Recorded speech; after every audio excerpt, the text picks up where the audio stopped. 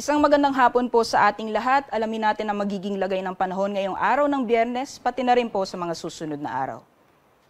Sa kasalukuyan po, yung binabantayan natin na low pressure area ay huling namataan sa layong 405 kilometers west-northwest ng Puerto Princesa City, Palawan. And kung makikita po natin sa ating satellite image, halos nasa boundary na po ito ng ating Philippine Area of Responsibility. So inaasahan po natin or posible na po itong lumabas ng PAR mamayang gabi or bukas po ng umaga. Although sa ngayon po yung trough-year extension nitong nasabing low pressure area ay magdadala pa rin ng mga kalat-kalat mga pag-ulan, pagkidlat at pagkulog sa Palawan, pati na rin po sa Zamboanga Peninsula. Meanwhile, northeasterly surface wind flow naman ang nakakaapekto sa ilang bahagi ng northern Luzon area. So asahan po natin, posible po yung mga tsansa na mahihinang pag-ulan o mga pag-ambon. And kung makikita pa rin po natin sa ating satellite image, may nakakaapekto pong trough or extension ng isang bagyo na nasa labas po ng ating Philippine Area of Responsibility sa eastern section ng Mindanao. So asahan po natin may mga kapal na kaulapan na magdadala ng mga kalat-kalat ng mga pag-ulan, pagkidlat at pagkulog, particularly sa Caraga and Davao region. Meanwhile, for Metro Manila at sa nalalabing bahagi naman po ng ating bansa, generally fair weather conditions po tayo. Although asahan pa rin po natin mamayang hapon or gabi yung mga isolated rain showers or thunderstorms. Sa magiging lagay naman ng panahon bukas dito sa Luzon, magpapatuloy pa rin yung epekto ng trough or extension ng low pressure area na magdadala ng maulan na panahon sa Kalayaan Islands as well as Puerto Princesa City, Palawan.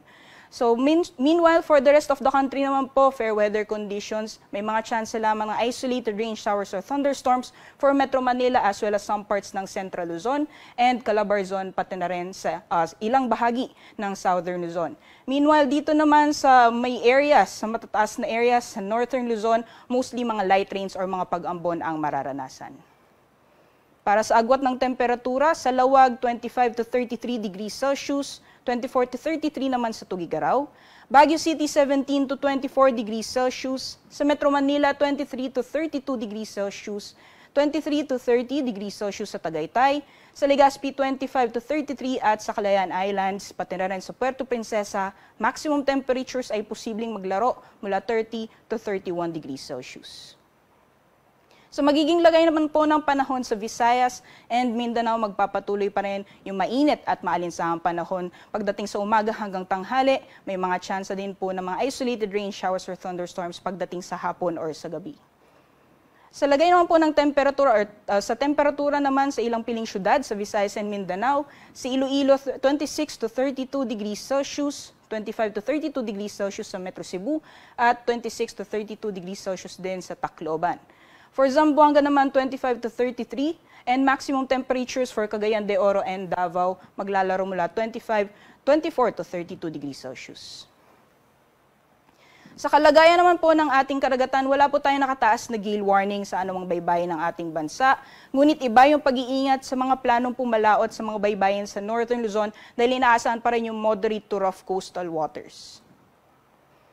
And for our weather outlook or sa darating na Sunday until Tuesday, ay asahan po natin malaking bahagi pa rin po ng ating bansa ang makakaranas ng fair weather conditions, liban na lamang sa mga tsansang isolated rain showers or thunderstorms sa Metro Manila, Legazpi, Metro Cebu and Metro Davao, and light rains or may hinang pag-ulan sa Baguio City.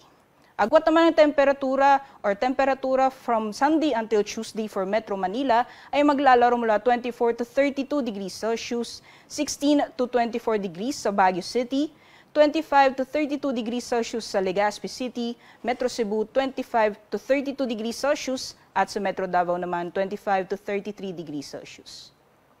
Si Haring Araw ay lulubog mamayang 5:38 p.m. at sisikat naman bukas ng 5:47 a.m. At para sa karagdagang impormasyon, mangyari lamang na i-like at i-follow ang aming social media accounts at bisitahin po ang aming website bagongdatpag-asa.dust.gov.ph. At yan po muna ang latest mula dito sa Pag-asa Weather Forecasting Center. Ako po si Rhea Torres. Magandang hapon po sa ating lahat.